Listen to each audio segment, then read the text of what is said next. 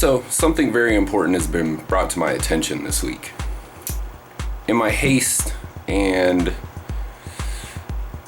trying to get these videos out, and also making terrain and editing and everything else that goes into stuff like this, I forgot to pay homage to the pioneers and the people that started all this. So I just wanted to start the video this week with an apology to all of the pioneers of crafting here on YouTube and the people that have spearheaded everything in order for us to be doing stuff like this. A huge apology to anybody out there whose techniques that I have used in any of my videos and not actually mentioned your name and made it seem as if I had created those techniques myself, which obviously I haven't. So anyways, here I just wanted to, say sorry to Jeremy over at Black Magic Craft. Mainly, I mean, my channel, it was and is built in, his image of what he does here on YouTube. He was definitely the one that got me into this. I started off watching Hankerin over at Drunkens and Dragons. That's where I started my terrain making, and from there I started watching BMC, and then into Luke's APS, and so on and so forth. And those guys were and are the main reason why I started this channel. I mean, if the whole point of this little intro was just to apologize to all of the bigger names out there, the crafters that have come up with the major techniques that we all take for granted, and to be honest with you, sometimes forget that, they're not just commonplace, that somebody actually created those techniques. So again, I just wanted to apologize to everybody out there that's created techniques that I've used here on this channel and I've never mentioned your name. I'm gonna do better about that myself and make sure that I am actually mentioning people for the techniques that they've created. So that being said, let's head on over to getting this thing started.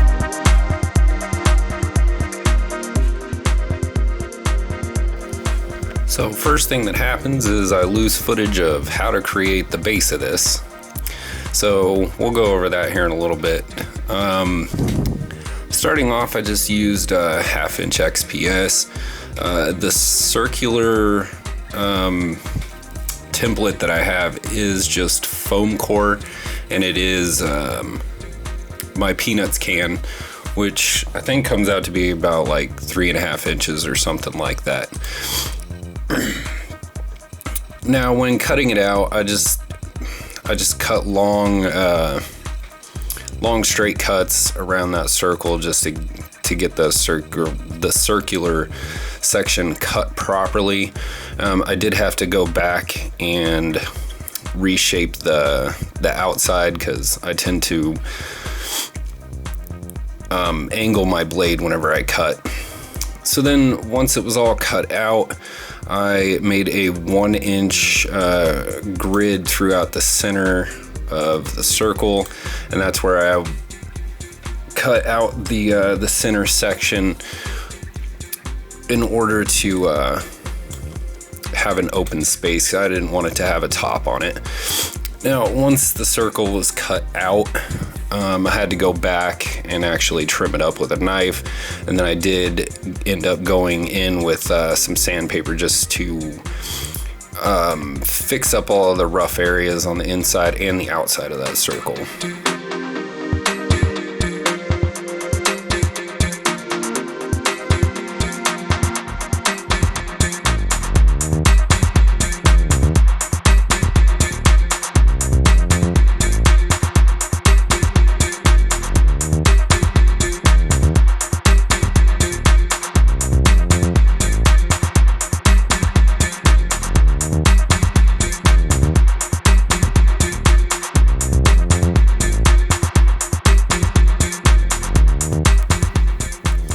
Now, when it came to the pillars, these little plastic things actually came in some glow stick containers. I couldn't tell you from where or who I bought them from. I'm pretty sure they were a dollar store situation. And then from there, after I cut those down to size, which was about 3 inches, I believe, I took some heavy chipboard and added some fancy facings to these pillars so they weren't just a flat piece.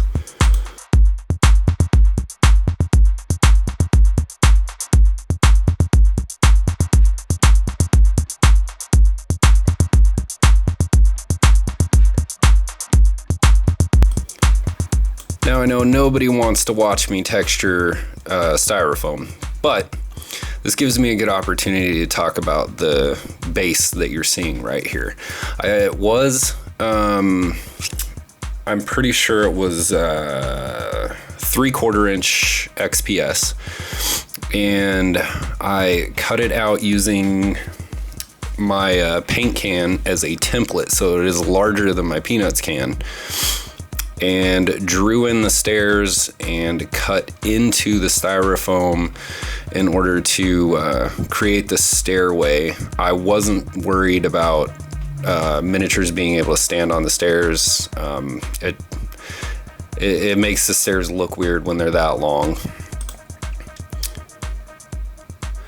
As for the pattern of the bricks, I just did the same thing I did with the top portion. Is I just laid out a grid with my ruler, went in, traced them all out, cut into it with the X-Acto knife, and then drugged a pin through it in order to give it more depth.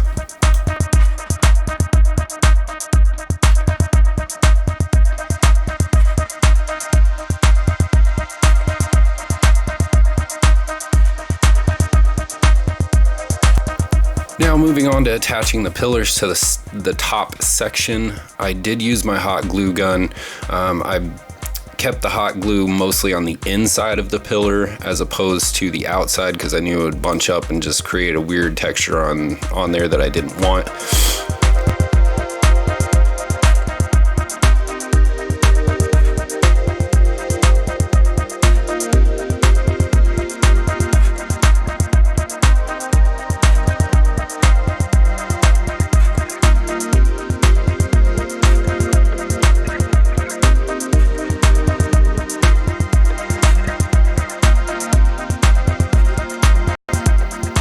And once that was done, that was when I decided I was going to have a section of that ring falling apart. I just took my blade, cut the bricks in half to where they would have actually just set on top of each other. Made some pretty clean cuts, which I then went in and with our small pliers just started pulling little chunks off of there. In order to give it a better texture. I'll leave a link up in the corner to my ruined building build where I go into that with a little bit more depth.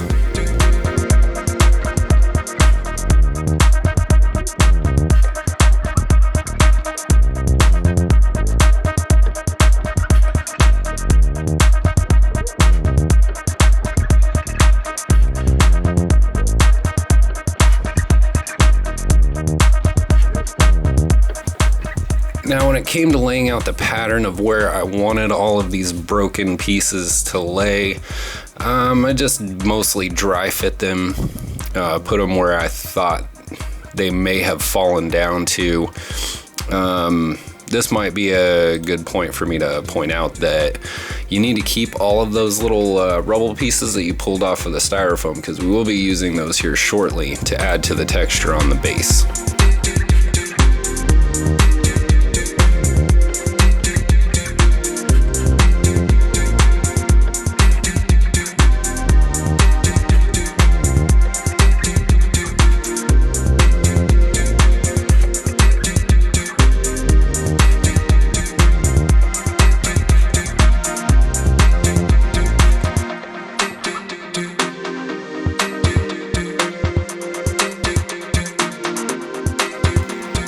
So once you get all those hot glued in position where you want them, that is when you'll move on to adding some watered down PVA glue to the base, where we're going to be putting all of our small styrofoam pieces that we pulled away from the rubble bits, and add a little bit of aggregate to give it a little bit more texture.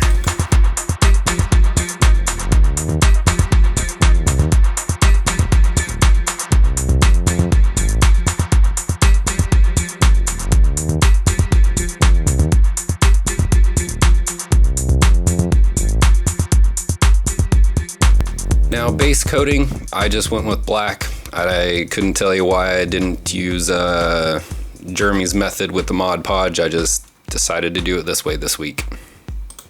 And once everything was dry, I went back over and covered everything in a dark-ish gray.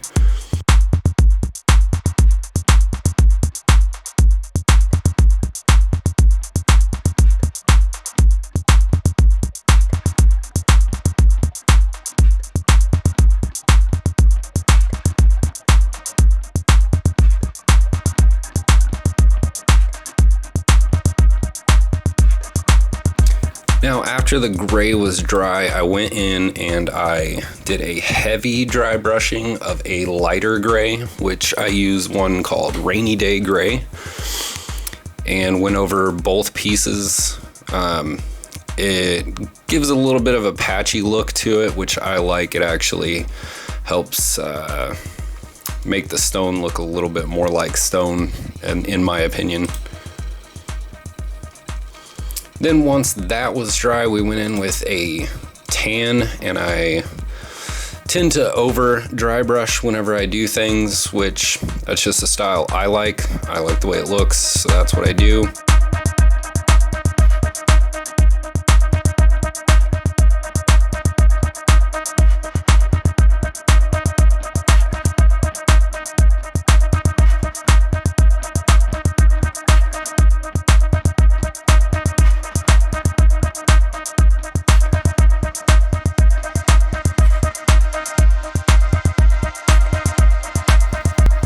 Then after everything was dry, we went in with a black wash and just drenched everything.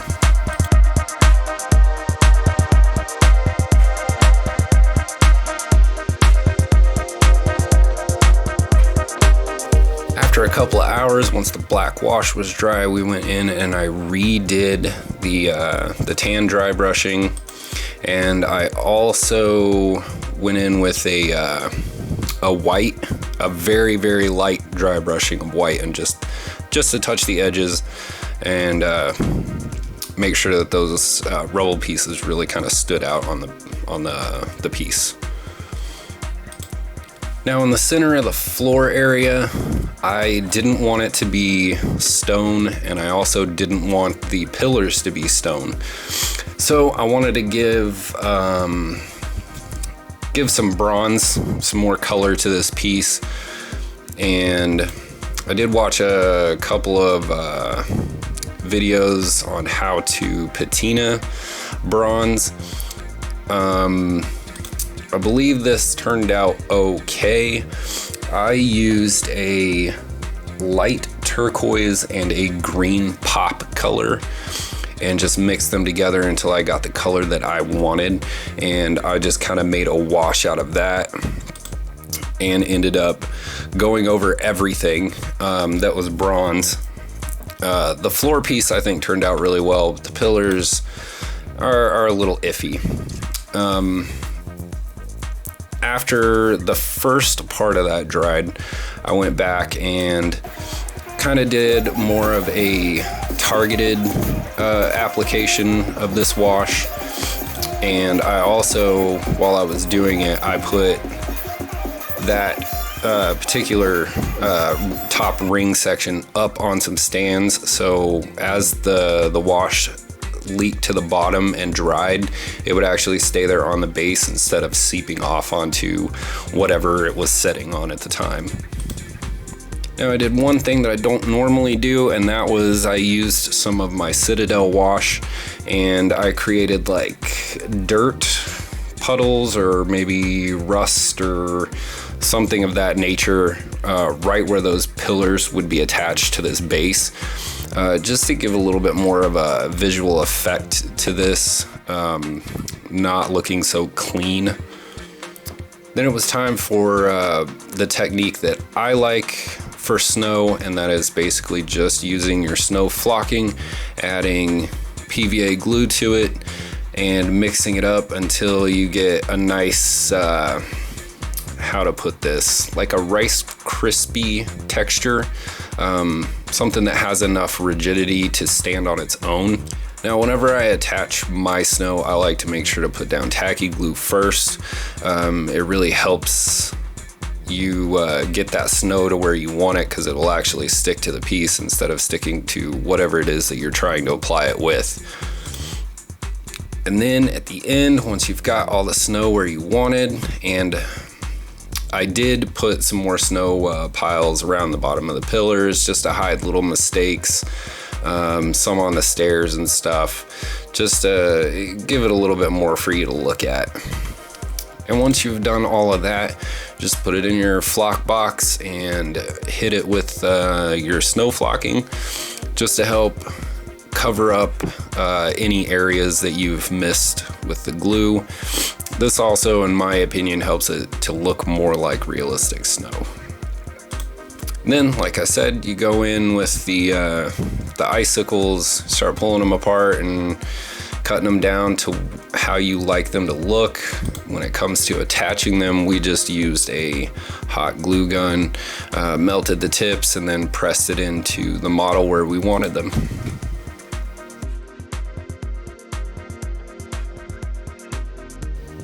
That's it for this week, guys. Thanks for watching. As always, like, share, and subscribe, and we'll see you this time next week.